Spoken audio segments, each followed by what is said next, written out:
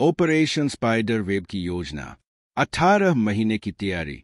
Ukraine की सुरक्षा सेवा एसबीयू ने इस ऑपरेशन की योजना 1.5 साल पहले शुरू की थी। इस ऑपरेशन की कुछ प्रमुख विशेषताएं इस प्रकार थी। गुप्त तस्करी। यूक्रेन ने छोटे और सस्ते एफपीवी ड्रोनों को रूस के अंदर तस्करी के जरिए पहुंचाया। रूस के अंदर जासूसी। यूक्रेनी जासूसों ने रूस के अंदर कई महीनों तक काम किया। कुछ रिपोर्ट्स के अनुसार यूक्रेन ने रूसी खुफिया एजेंसी एफएसबी के क्षेत्रीय मुख्यालय के पास भी अपनी योजना बनाई। यह दर्शाता है कि यूक्रेन ने रूस की अपनी ही जमीन पर गुप्त नेटवर्क स्थापित किया था। सटीक निशाना। एफपीवी ड्रोनों की खासियत यह है कि ये कैमरे से लैस होते हैं जो ऑपरेटर को रियल टाइम वीडियो फीड प्रदान करते हैं। इससे ऑपरेटर ड्रोन को उड़ाते समय ऐसा महसूस करता है जैसे वह खुद किसी विमान में बैठा हो। इस तकनीक ने यूक्रेन को रूस के हवाई अड्डों पर सटीक हमले करने में मदद की। लंबी दूरी की रणनीति। इस हमले में यूक्रेन ने 4,200 से 5,500 किलोमीटर की दूरी तक ड्रोन भेजे। तकनीकी नवाचार। इस ऑपरेशन में इस्तेमाल किए गए ड्रोन एफपीवी ड्रोन थे जो सस्ते, हल्के और आसानी से उपलब्ध थे। इन ड्रोनों को विस्फोटकों से लैस किया गया था और इन्हें रिमोटली नियंत्रित किया गया। ट्रकों में छिपे होने के कारण रूस का हवाई रक्षा तंत्र इन्हें पकड़ नहीं सका। यह रणनीति इतनी प्रभावी थी कि कुछ रिपोर्ट्स में दावा किया गया कि ट्रक चालकों को भी इस बात की जानकारी नहीं थी कि वे हमलावर ड्रोनों को ले जा रहे हैं। हमले का निष्पादन। 1 जून 2025 को यूक्रेन ने अपने ऑपरेशन को अंजाम दिया। इस हमले में निम्नलिखित एयरबेसों को निशाना बनाया गया। मुर्मांस्क, ओलेनिया एयरबेस। यह रूस के उत्तर पश्चिमी हिस्से में स्थित है और रणनीतिक रूप से महत्वपूर्ण है। यहाँ पर तु-95 और तु-22M3 जैसे बमवर्षक विमान तैनात थे। Irkutsk, Belaya airbase. यह साइबेरिया में स्थित है और पहली बार यूक्रेन ने इस क्षेत्र में हमला किया। यह रूस की सीमा से 4,300 किलोमीटर दूर है। इवानोवो एयरबेस मॉस्को के पास स्थित। यह एयरबेस रूस की सैन्य रणनीति का एक महत्वपूर्ण हिस्सा है।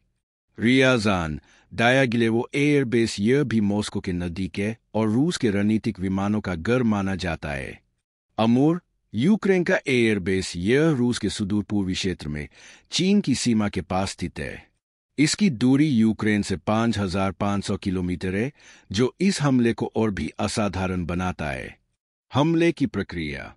ट्रकों में छिपे ड्रोनों को रिमोट कंट्रोल के जरिए लॉन्च किया गया। इन ड्रोनों ने रूस के रणनीतिक बमवर्षक विमानों को निशाना बनाया, जिनमें अप-50, तु-95 और तु-22M3 जैसे विमान शामिल थे। यूक्रेन की सुरक्षा सेवा ने एक वीडियो जारी किया जिसमें जलते हुए रूसी विमानों को देखा जा सकता है। रूस के रक्षा मंत्रालय ने स्वीकार किया कि हमले हुए, लेकिन दावा किया कि उन्होंने सभी हमलों को नाकाम कर दिया। हालांकि सैटेलाइट तस्वीरों और स्वतंत्र मीडिया ने जाली से अधिक विमानों के नष्ट होने की पुष्टि की। नुकसान का आकलन।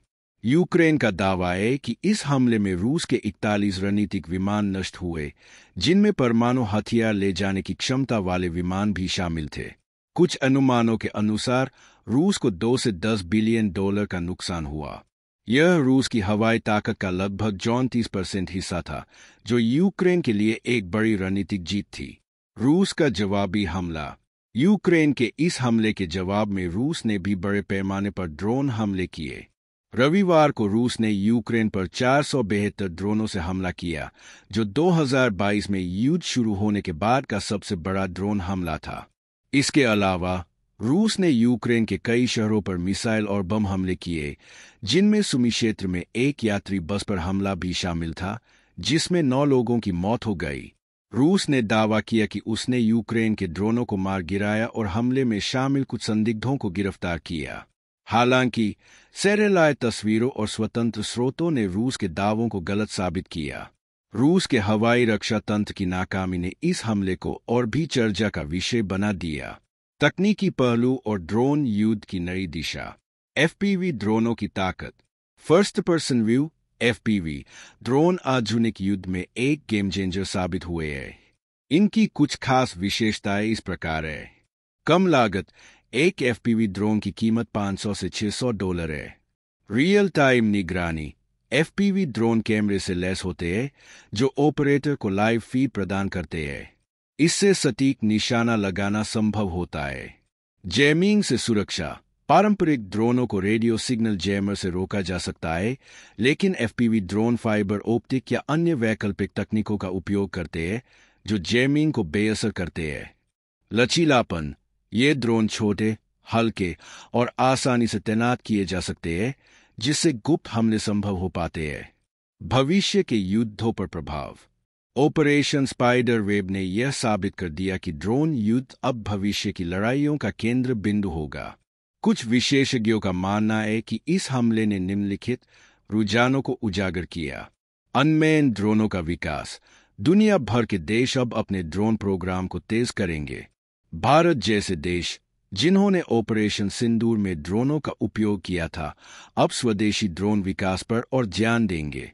लंबी दूरी के हमले ड्रोनों ने यह दिखाया कि दुश्मन के क्षेत्र में गहराई तक घुसकर हमला करना अब संभव है। यह पारंपरिक हवाई रक्षा तंत्रों की सीमाओं को उजागर करता है। AI और स्वचालित ड्रोन भविष्य में कृत्रिम बुद्धिमत्ता AI से लैस ड्रोन और भी घातक होंगे, क्योंकि वे स्वचालित रूप से लक्ष्य का चयन और हमला कर सकते हैं। वैश्विक प्रतिक्रियाएं और भूराजनीतिक प्रभाव रूस की प्रतिक्रिया रूस ने इस हमले को आतंकवादी हमला करार दिया और दावा किया कि उसने सभी ड्रोनों को नष्ट कर दिया।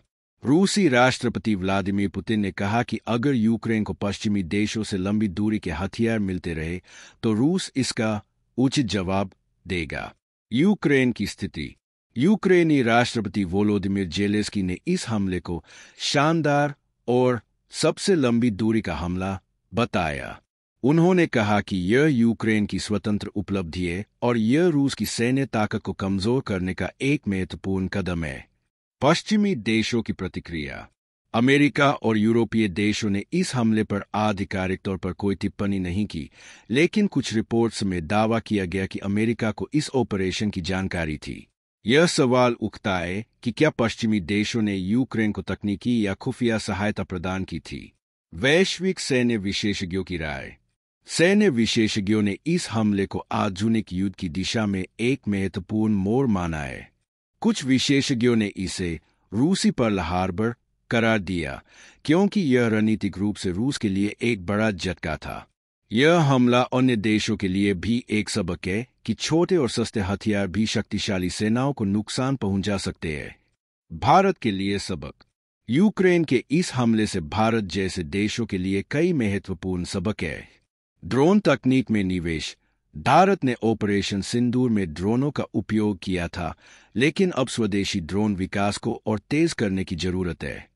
हवाई रक्षा तंत्र को मजबूत करना रूस का हवाई रक्षा तंत्र इस हमले को रोकने में नाकाम रहा, जो भारत के लिए भी एक चेतावनी है। भारत को अपने S-400 जैसे हवाई रक्षा तंत्रों को और उन्नत करना होगा। खुफिया नेटवर्क यूक्रेन ने रूस के अंदर जासूसी नेटवर्क स्थापित किया, जो इस हमले की सफलता का एक प्रमुख कारण था। भारत को भी अपने खुफिया तंत्र को मजबूत करना होगा।